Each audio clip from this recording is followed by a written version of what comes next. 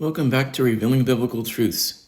Before we get started, be sure to hit the like button, subscribe, share, and turn on post notifications so you can see future videos as soon as I post them.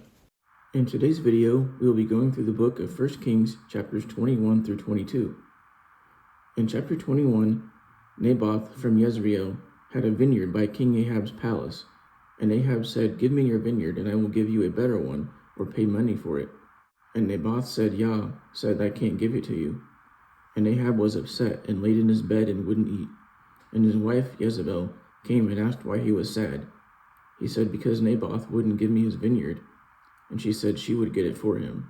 So she forged letters in his name and sealed them with his seal, and sent letters to the elders of the city and proclaimed a fast. She said to put Naboth up high, but send out 2 sons of Belial to bear false witness that he blasphemed Elohim and Ahab, and then have him carried out and stoned. And the elders did as she asked, and Naboth died. When Jezebel heard it, she told Ahab to arise and take the vineyard, because he is dead. So he went down to take possession of it. But the word of Yah came to Eliah, and told him to go down to meet Ahab, and say, "You have killed him, and now you're wanting to take his land? Instead, the place where the dogs licked the blood of Naboth shall lick your blood. And I will bring evil upon you, and take your children away, and make your house like Jeroboam and Baasha. And concerning Jezebel, the dogs will eat her too." And when Ahab heard this, he rent his clothes and put on sackcloth and fasted. And Yah came again to Eliah, and said, "See how Ahab humbles himself before me. Because he did, I will not bring evil in his days, but in his son's days." And there was no war between Syria and Israel for 3 years. But in the 3rd year, Jehoshaphat, the king of Judah, came to the king of Israel and said, "You know that Ramoth is ours." And the king said, "Do you want to war for Ramoth?"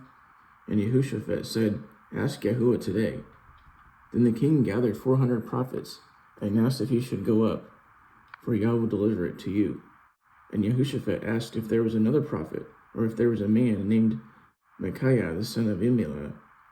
So they got him and said, "Yes, go and prosper, and Yah will deliver it to you." And he said, "I saw Yahuwah sitting on his throne, and all the host of heaven by him on his right and left hands." And Yah said, "Who will persuade Ahab to go up and fall at Ramoth-Gilead?" And a spirit came and said, "I will persuade him." And he said, "I will be a lying spirit in the mouth of the prophets." So he put that spirit in the mouth of the prophets. Now this brings up an interesting point. Who was this lying spirit that Yah allowed to persuade Ahab? Obviously, no good angel would lie, because he would be punished. According to the Talmud, this spirit was none other than the spirit of Naboth the Jezreelite, who Ahab killed. But more likely, this was either a fallen angel or a demon. Now Zedekiah struck Micaiah, and they took him back to Amon the governor, and put him in prison, and fed him bread and water of affliction. Meanwhile, the kings went to Ramoth to battle. And the king of Israel said to Jehoshaphat, "I will disguise myself and put on your robes." But the king of Syria commanded his chariots to go fight Israel, and fight only the king. So they saw Jehoshaphat and tried to kill him, but saw it wasn't the king of Israel, so they turned back. And a man drew his bow and struck the king of Israel, Ahab. And he told the driver of his chariot to carry him out, because he is wounded. But he died that evening, and the blood ran out in the chariot. And someone washed the chariot in the pool of Samaria, and the dogs licked up his blood. So Ahab died, and Ahaziah his son reigned in his stead.